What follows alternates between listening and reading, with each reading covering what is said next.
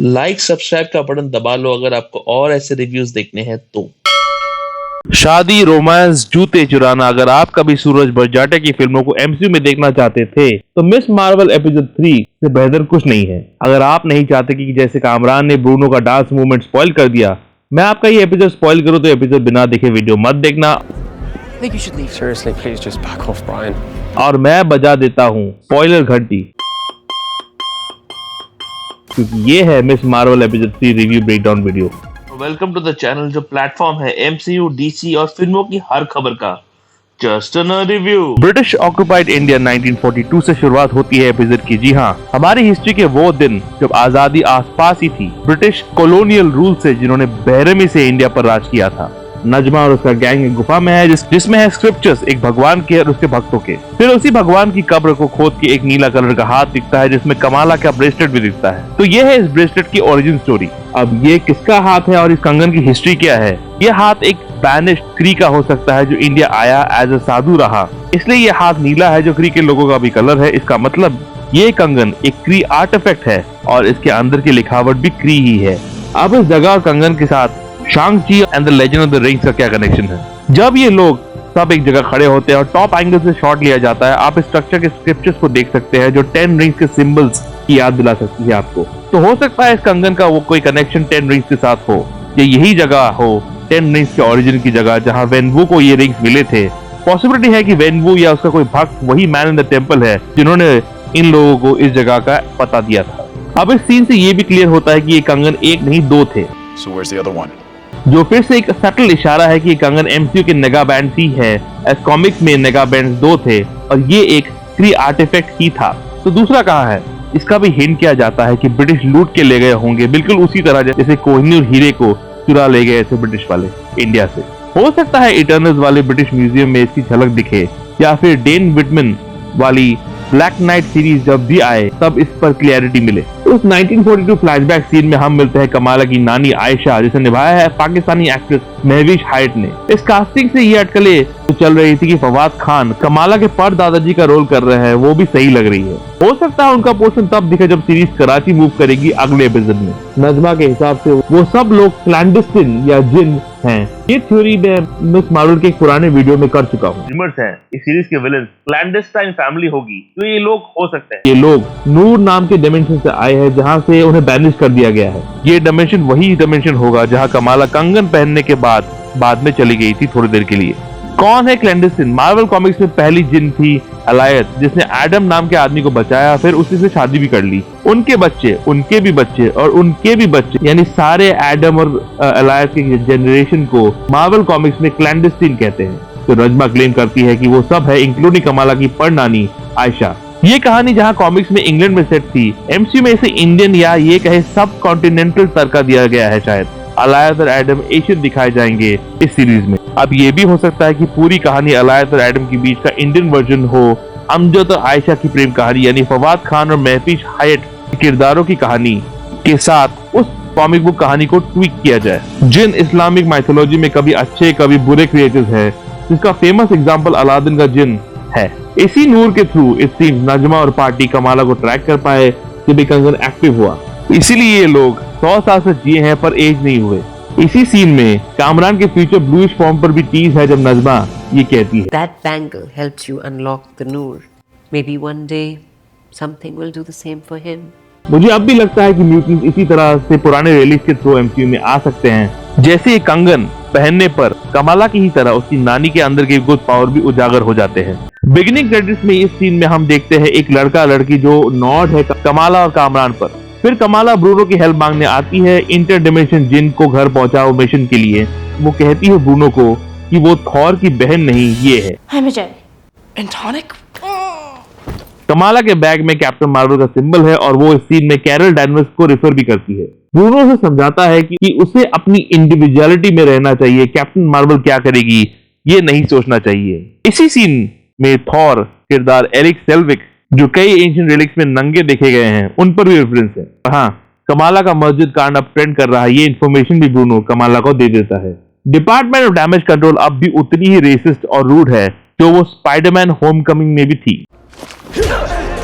खासकर agent river Elisa रेनर का किरदार को एक रेसिस्ट नेगेटिव किरदार की तरह दिखाया जा रहा है। वही मेरी फेवरेट किरदार नई बोर्ड मेंबर नाकिया हीरो की तरह एक करारा जवाब देती है दीवर के किरदार को। कमाला अपने ट्रेंडिंग सक्सेस के मजे ले ही रही थी, तभी नाकिया आ जाती है और दो चीजें होती हैं। एक तो जोई के दिए नाम Nightlight. की बदनामी जो इस शो में काफी चल रही है। But Nightlight is a dumb name, by the way. Agreed. Also, do not forget we are trying to drop the name Nightlight. जो हिंट है कि बहुत जल्द कमाला को अपना नया सुपर हीरो नाम अपने फेवरेट सुपर हीरो के इंस्पिरेशन में मिलने वाला है। मिस मार्वल नाम से नाम रखा जाएगा कमाला के सुपर हीरो वर्जन का। दूसरी चीज, नाकिया के जीत का मस्जिद के बोर्ड मेंबर के रूप में, जो स्पेशल है खासकर एक ऐसी सोसाइटी में जहां औरतों को अपने राइट्स के लिए लड़ना पड़ता है। नाकिया और कमाला के बीच के टेंडर मूवमेंट्स और ऐसे कई टेंडर मूवमेंट्स ही इस शो की असली ताकत है, जो शायद डायरेक्टर मीरा मेनन जिन्होंने एपिसोड 2 और 3 डायरेक्ट किए हैं उनके स्ट्रॉन्ग पॉइंट्स में से एक है। उसका नमूना बाद में कमाला और उसके माँ के बीच के टेंडर इमोशनल सीन में और यूसुफ और आमिर के बीच के सीन में जहां आमिर अपने बैंक अकाउंट पर चिंता करता है। All the money I have in my checking account, $732. इसीलिए शादी के माहौल में अलार्म बजने पर आमिर की प्रायोरिटीज जस्टिफाइड है। एक और चीज जो मीरा को बहुत पसंद है वो है हिंदी फिल्में। इस एपिसोड में गानों के थ्रू एमसीयू का बॉलीवुडाइजेशन किया गया है, जहां हम आपके हैं कौन का जूता एंथम जो हर शादी में बजता है, इस शादी यानी आमिर और तैशा की शादी में भी बैकग्राउंड में बज रहा है। फिर शादी में यूसुफ मुनीरा तैशा के पेरेंट्स और भाई मुनीरा के बनाए हल कॉस्ट्यूम में डॉन के इस गाने पे नाचते हैं। फिर होता है शो का ओपी मूवमेंट। कमाला और उसके फ्रेंड्स बिल्कुल उन्हीं यूट्यूब वीडियोस की तरह जहाँ प्रोफेशनली नाच गाना चलता है नाचते हैं। नाकिया क्या नाचती है और ब्रूनो कभी मत नाचो प्लीज। फिर AR रहमान का ये क्लासिक गुरु मूवी से और जुबेदा मूवी का ये गाना बैकग्राउंड में बजता है। बीच में मुनीरा और उसकी माँ सना के बीच की प्रॉब्लम्स की बात भी होती है और मुनीरा नाइटलाइट अपनी टिप्पणी भी देती है। The trouble this girl's causing, her mother should be ashamed of herself. ये सीन इम्पोर्टेंट है क्योंकि ये दिखाता है कि कैसे सना, उसकी पोती कमाला, सना की माँ आयशा भी शायद ड्रीमर्स थे। Munira on the other hand disillusion ज्यादा प्रैक्टिकल है। यही चेंज ऑफ नेचर मुनीरा को उसकी फैमिली के बाकी औरतों के अगेंस्ट खड़ा करता है। ब्रूनो कमाला को उसका सुपर हीरो मास्क देता है, जो फाइनल एपिसोड में जाके उसके फाइनल कॉस्ट्यूम का भी पार्ट होगा। ब्रूनो एरिक सेल्विक के द्वारा लिखे इस आर्टिकल में इंटरडिमेंशनल ट्रैवल का तोड़ ढूंढता है और साथ ही जिन पर भी रिसर्च करता है, जिससे हमें पता चलता है कि कैंडलस्टीन्स इतने भी अच्छे नहीं है जितने वो क्लेम कर रहे हैं और कमाला के कंगन की ताकत से ही उनका डिमेंशन खुल सकता है और ये डेंजरस है। If you help them go home, some things might go boom. Bruno Kamala को बता देता है कि उसका कैलटेक में एडमिशन हो गया है। वैसे इस सीन में कमाला ने जो जैकेट पहना है उसमें कैप्टन मार्वल का सिंबल है और ब्रूनो की टी शर्ट पर अर्थ है, जो काइंड ऑफ इम्प्लाई करता है कि दोनों है तो दोस्त, रास्ते पॉइंट ऑफ व्यू उनके अलग अलग है। फिर कैंडलस्टीन यानी नजमा और कंपनी का होता है सर्टन टर्न अराउंड, जो लिखावट के हिसाब से बहुत ही कमजोर लगा मुझे। शायद ये चीज इस सीरीज की बेहतरीन लिखावट पर एकमात्र कंप्लेन है कि विलन्स के किरदार उतने दमदार तरीके से लिखे नहीं गए। शेख अब्दुल्ला और कमाला के बीच होता है Good. It's not a thing you are, Kamala. It is a thing you do. एक कन्वर्सेशन जहां उसकी इस बात से वो मेटाफोरिकली कमाला को समझा रहा है कि फर्क नहीं पड़ता कि वो एक जिन है या भूतनी, वो उन पावर्स के साथ करती क्या है, अच्छा या बुरा, वो उसे डिफाइन करेगा। ये सीन कमाला का स्पाइडरमैन वाला ग्रेट रिस्पॉन्सिबिलिटी वाला मूवमेंट है। And with great power, there must also come great responsibility. और ये लाइन डायरेक्टली कॉमिक से लिया गया है। जब कमाला कामरान को मैसेज करती है, उसके रूम में एक QR कोड दिखता है जिसे स्कैन करने पर सीधा लेके जाती है इस कॉमिक बुक की तरफ। मैग्निफिसेंट मिस मार्वल 2019 में आई थी कॉमिक।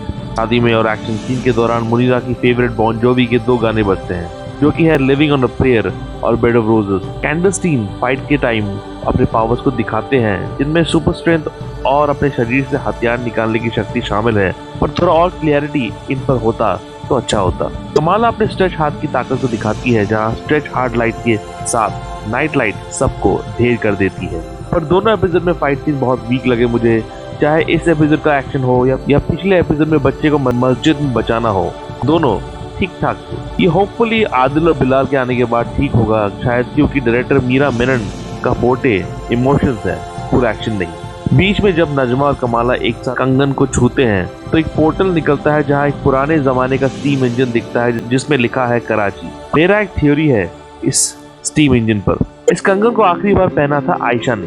तो हो सकता है ये स्टीम एजेंट कमाला को ये बताने की कोशिश कर रहा है कि पार्टीशन के उस दिन जब सना अपने पिता के पास वापस पहुंच गई थी, आयशा इसलिए नहीं पहुंची थी क्योंकि उस दिन नजमा ने उसे मार दिया था। इसीलिए ये पोर्टल स्टीम इंजन दिखाता है जो कमाला को इस बारे में इशारा कर रहा है। आखिरी सीन में नानी सना कमाला को फोन करती है और ये कहती है, Did you see the train, बेटा?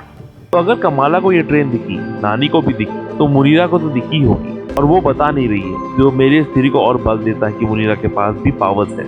इसीलिए जब एंड क्रेडिट्स में जेनोबिया श्रॉफ, जिन्होंने मुनीरा का किरदार निभाया है, उनका नाम आता है तब वो कंगन भी दिखाया जाता है। इसी चीज का इम्प्लीकेशन कर रहा होगा ये। खैर, अब एक्शन मूव करेगा कराची पाकिस्तान में, जहाँ कुछ और राज खुलेंगे शायद।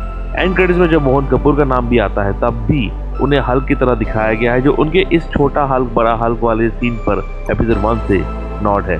वैसे एंड क्रेडिट में जो गाना बजता है वो है फॉर आयशा मेंबर फीट, जिसे गाया है एवन गिया और नूरान सिस्टर्स ने।